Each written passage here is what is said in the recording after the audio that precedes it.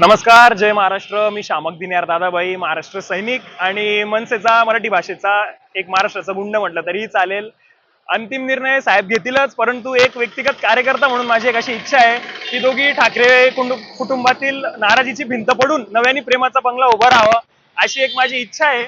आणि आपण जसंच बघितलं की सध्या तरी आपल्याला कधी वाटतही नव्हतं स्वप्नातही की आपलं भारतीय जनता पार्टी आणि अजितदादा पवार गटाचे अजितदादा हे दोघी मांडीला मांडी लावून बसतील आणि सत्तेत एकत्र येतील. पण बघा, ते सत्तेत एकत्र आले, त्याच्यामुळे महाराष्ट्राच्या राजकारणात काहीही घडू शकतं.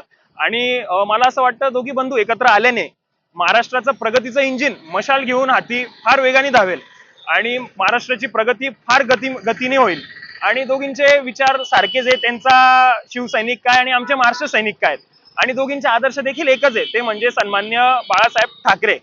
त्याच्यामुळे देवाला हेच साकडं आहे की दोघी बंधूंनी एकत्र यावं, महाराष्ट्राची प्रगती करावी. आणि राहिला विषय अटींचा, बरेच जण म्हणतायत, जनताही म्हणते की अटी ठेवलेल्या आहेत उद्धव साहेबांनी, काहीतरी राज साहेबांनी मुलाखतीत सांगितलं की मी एकत्र यायला तयार आहे.